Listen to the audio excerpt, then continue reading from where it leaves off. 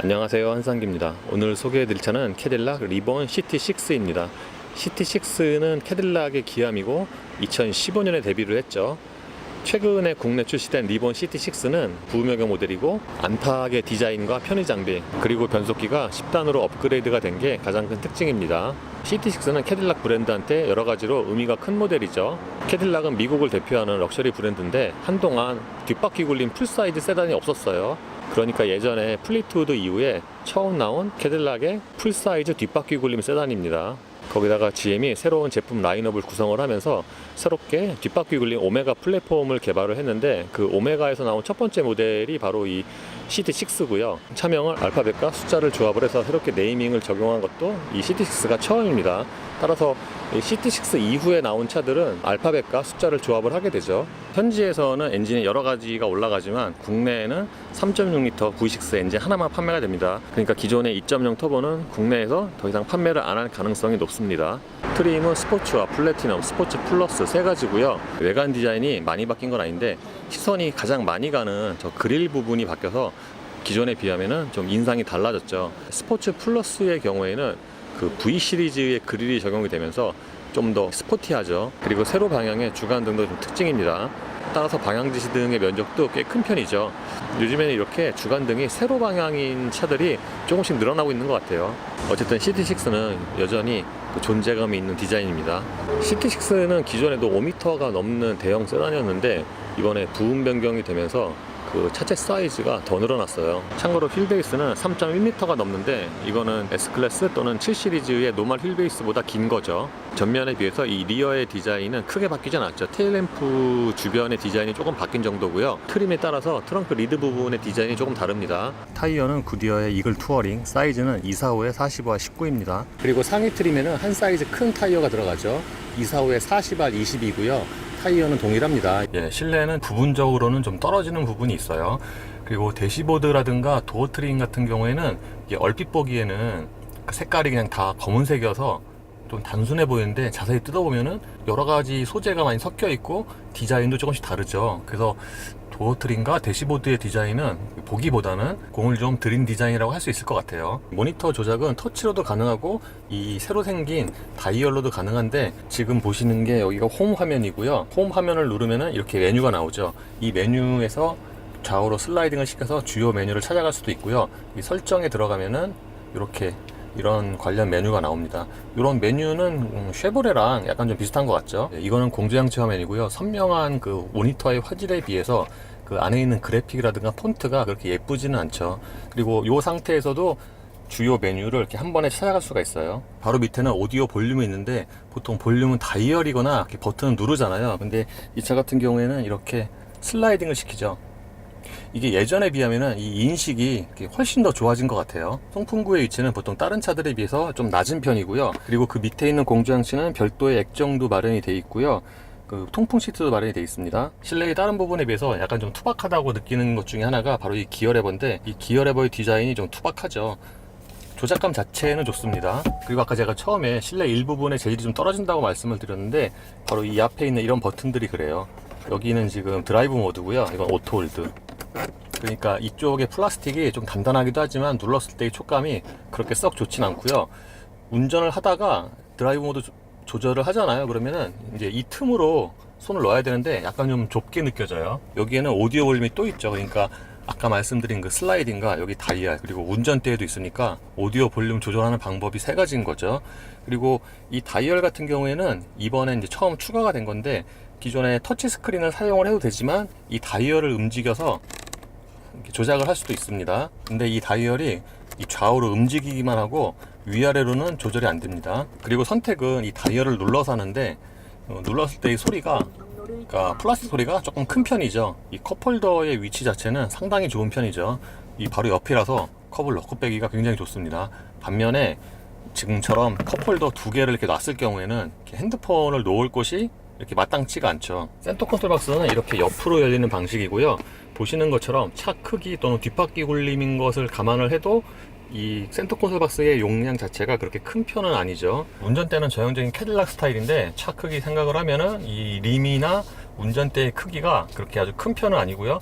림의 두께는 약간 좀 얇은 편이 아닌가 싶어요. 차 크기 대비해서. 그리고 스포크에는 굉장히 많은 버튼이 있죠. 요즘에 점점 스포크의 버튼이 많이 늘어나긴 하지만 이 차 같은 경우에는 그 스포크에 있는 버튼이 좀 더 유달리 많은 것 같아요. 그리고 이렇게 전체적으로 다 이렇게 분산이 되어 있죠. 이쪽에는 크루즈 컨트롤, 이쪽에는 트릭 컴퓨터인데 주행과 관련된 버튼은 이쪽에 따로 있고요. 그리고 스티어링 칼럼에는 패들 시프트도 마련이 되어 있는데 다른 차들에 비하면 이 패들 시프트의 길이가 좀 짧은 편이라서 운전석에 앉으면 이 패들 시프트가 보일랑 말랑해요. 계기판은 시인성이 꽤 좋은 편이고요. 크게 보면은 이렇게 세 개로 나뉘어져 있죠. 이 가운데 부분은 이렇게 이런 메뉴가 표시가 되는데, 그러니까 가운데 부분만 보면은 그렇게 표시되는 정보가 많지가 않죠. 근데 주로 표시되는 정보는 이렇게 좌우에 선택을 할 수가 있고요. 예, 지금처럼 이렇게 내비게이션도 같이 여기에 연동이 되고요. 옵션에 들어가면은 이런 메뉴가 나옵니다. 그리고 타코미터가 있는 부분은 트릭 컴퓨터가 표시가 됩니다. 예, 지금 보시는 것처럼 굉장히 많은 정보가 여기에 표시가 되죠. 그리고 GM 같은 경우에는 그 엔진 오일 수명도 보통 표시를 해주는데 이게 다른 브랜드에는 잘 없는 그런 기능이죠. 그리고 계기판 디자인은 두 가지를 고를 수가 있는데 지금 보시는 게 밸런스고, 여기서 고급을 선택을 하면은 계기판 디자인이 이렇게 바뀝니다. 근데 기존에 그냥 밸런스가 더 괜찮은 것 같아요. 디자인을 보면은. HUD의 시인성도 괜찮은 편이고요. 여기에는 이 표시되는 그 디스플레이가 세 가지를 고를 수가 있어요. 보통의 차들에는 없는 이 타코미터가 있는 것도 장점 중에 하나죠. 특징 중에 하나가 바로 이 뷰 카메라인데 지금 보시는 것처럼 화질이 굉장히 좋아요. 근데 이렇게 화면으로 보는 게 좀 더 가까이 보입니다. 실제 사물과. 그리고 이번에는 줌인, 줌아웃 기능까지 추가가 됐죠. 예, 보시는 것처럼 왼쪽 화면을 누르고 버튼을 조작을 하면은 이렇게 줌인, 줌아웃이 되고요. 물론 줌인을 하면은 좀 화질이 떨어지긴 한데 활용도는 꽤 좋다고 할 수가 있을 것 같아요. 이게 눈으로 보는 것보다, 그러니까 거울로 보는 것보다 더 잘 보이는데, 예를 들면은 이렇게 거울로 보면은 뒤에 사람이 뭐 하는지 잘 안 보이는데 이걸로 보면은 뒤에 사람이 이렇게 핸드폰 만지는 것까지 보이더라고요. 시트의 가죽은 충분히 고급스럽고요. 다른 차들에 비하면은 저 시트가 약간 조금 미끄러운 편이에요. 그리고 시트의 크기도 넉넉하고요. 2열의 공간은 그야말로 넉넉하죠. 이 휠베이스를 생각을 하면은 이 정도의 무릎 공간, 레그룸이 나오는 게 당연한 건데, 제가 앉았을 경우에 무릎과 앞시트 사이에 주먹이 3개가 들어가고도 조금 남아요. 그러니까 무릎 공간 자체는 굉장히 넉넉하고 헤드룸 역시 마찬가지입니다. 반면에 차의 크기나 성격을 감안을 하면은 그 2열 시트의 등받이 각도가 약간은 좀 더 뒤로 뉘었으면은 더 편할 뻔했습니다. 그래서 레그룸은 충분해도 이 등받이 각도 때문에 2열 앉았을 때 아주 그렇게 여유롭다라는 느낌은 좀 덜해요. 그리고 보시는 것처럼 이 차의 2열은 사실상 2명이 앉는 거라고 봐야죠. 이 밑으로 발을 넣으려면 진짜 쭉 뻗어야 돼요. 무릎이 거의 펴질 정도로. 그 정도로 2열의 무릎 공간이 넉넉합니다. 반면에 스포츠 트림을 기준으로 하면은 2열 승객을 위한 편의 장비는 조금 부족한 편이에요. 물론 상위 트림에는 그 헤드레스트 뒤에 모니터도 마련이 됩니다. 이 차 같은 경우는 이 도어 트림에 버튼이 3개가 있죠. 보통 하나밖에 없잖아요. 근데 여기서 이 썬루프의 커버와 뒷유리 블라인드를 조절할 수가 있어요. 이 오른쪽 게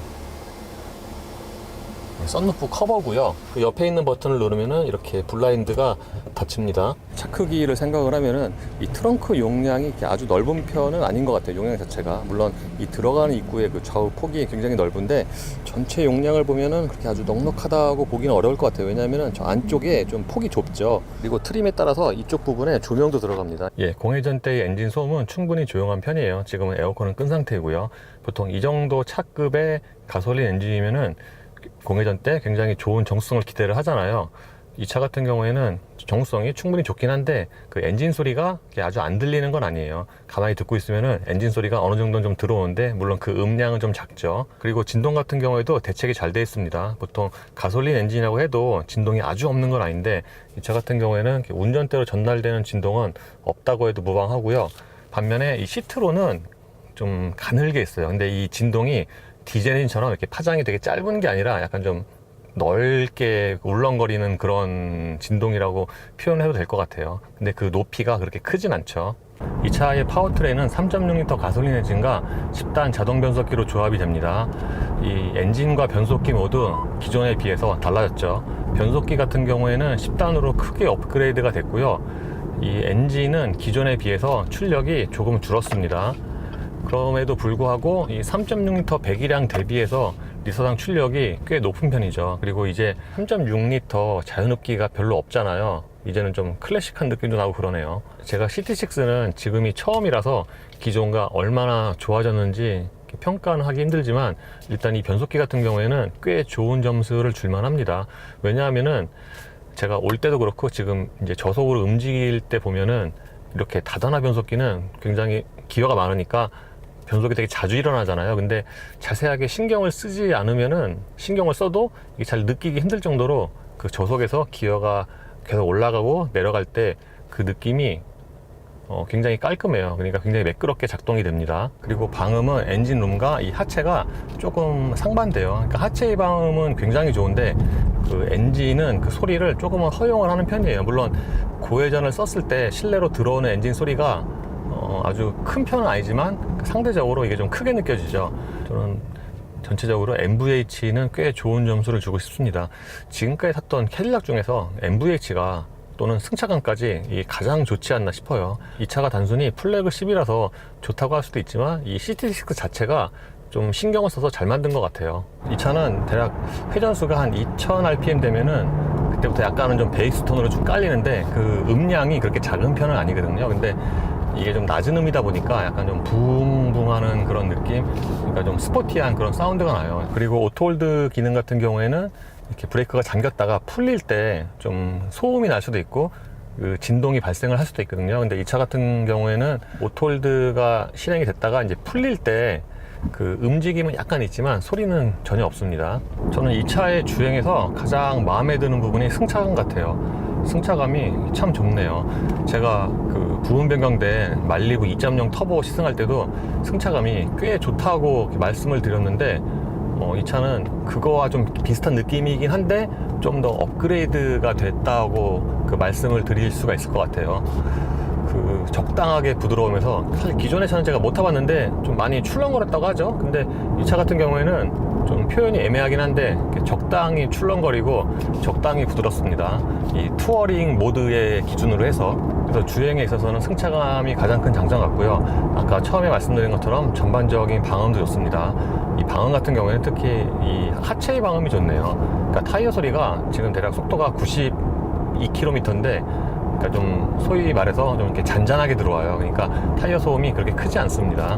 운전할 때 시야는 괜찮은 편입니다. 전면의 시야는 꽤 넓게 들어오고요. 반면에 사이드 미러 쪽의 시야는 보통 일반적인 그런 시야에 비해서는 약간 좀 어색하다고 표현할 수 있을 것 같아요. 특히 이쪽의 유리는 저쪽 그 가장자리에 그 분할된 그 볼록이 없었으면은 좀 사각지대가 컸을 거예요. 물론 여기에 그 사각지대 경고 그 램프가 뜨긴 하죠.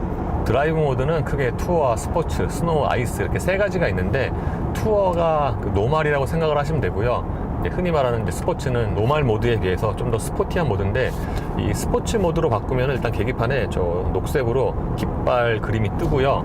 최고 출력이 300마력이 넘으니까 동력 성능은 충분하다고 말씀을 드릴 수 있죠. 이게 기본적으로 좀 고회전에서 더 큰 파워가 나오는 엔진이라서 그러니까 쭉 밟았다고 가정을 할 경우에 나중에 가면은 좀 더 본격적인 힘이 나오는 거죠. 실제로 제원상 최고 출력도 6,900rpm에서 나오는데 그러니까 이런 일반적인 세단의 엔진으로는 좀 최고 출력이 높은 회전수에서 나오는 거죠. 그래서 쭉 가속을 해보면은 지금 녹음이 제대로 됐는지 모르겠는데 그 소리가 확 하고 커지죠. 근데 아까 말씀드린 것처럼 그 음색이 그렇게 듣기 싫은 건 아니고요. 이 차는 실린더 컷오프 기능도 적용이 되어 있습니다. 지금 계기판에 보면은 이 V4라고 녹색으로 뜨잖아요. 이 상태가 이제 사기통만 움직이는 거죠.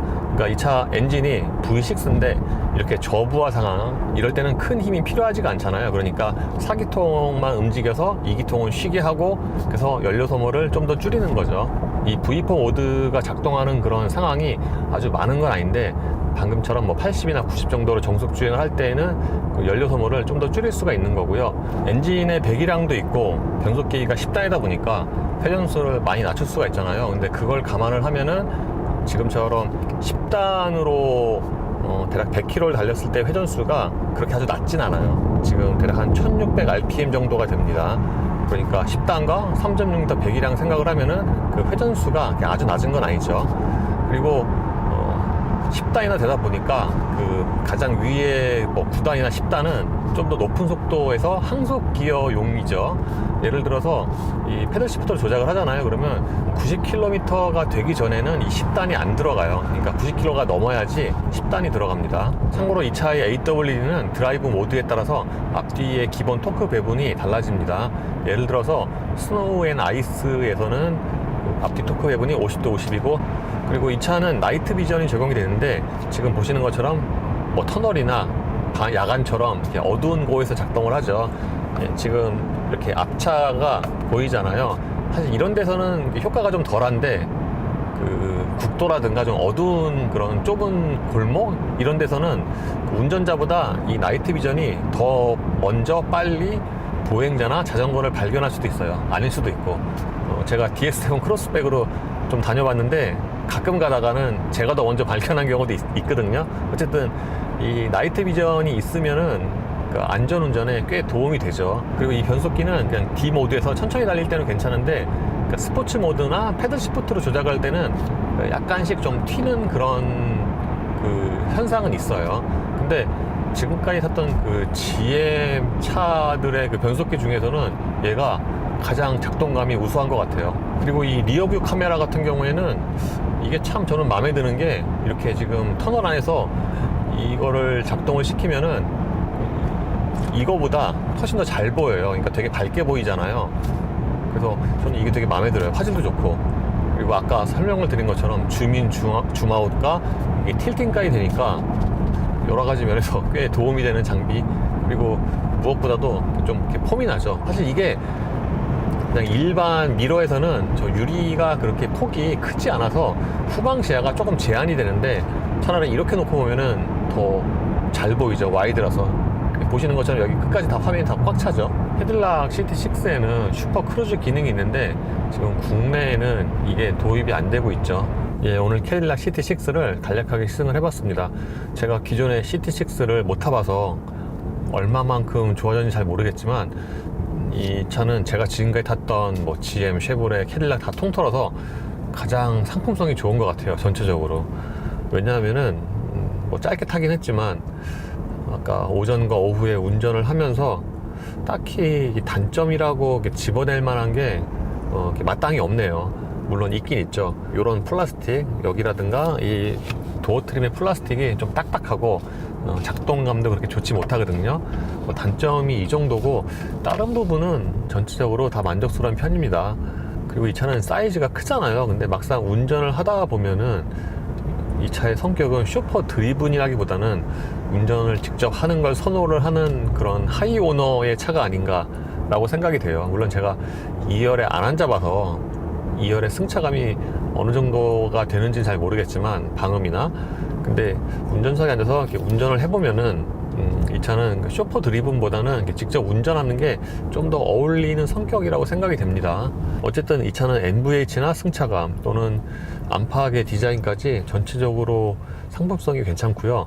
그리고 아쉬운 것 중에 하나가 이제 기존에 있었던 2.0 터보가 없는 거네요. 국내에는 2.0 터보가 도입될 가능성이 거의 없다고 합니다. 그러니까 기본 엔진이 3.6L, 사실 요즘에는 이게 꽤 높은 배기량이잖아요. 그래서 이런 부분은 좀 아쉬울 수가 있겠죠. 그리고 또 다른 단점으로는 잡소리가 있어요. 잡소리가 뭐 많이 두드러지는 건 아닌데 간헐적으로 뭐 A필러라든가, 그리고 익스플로러처럼 2열 시트에 가죽이 그 뽀드득하는 소리 있잖아요. 부딪히는 소리. 그 소리가 좀 간헐적으로 들려요. 물론 익스플로러만큼 소리가 아주 큰 건 아니고 자주 들리는 건 아닌데, 그런 소리가 간헐적으로, 그러니까 매끄러운 놈에는 괜찮은데 좀 이렇게 울퉁불퉁한 길 있잖아요. 그럴 때는 좀 들려옵니다. 이거는 단점으로 꼽을 수가 있겠죠. 예, 이로써 캐딜락 CT6의 시승을 마치겠습니다. 감사합니다.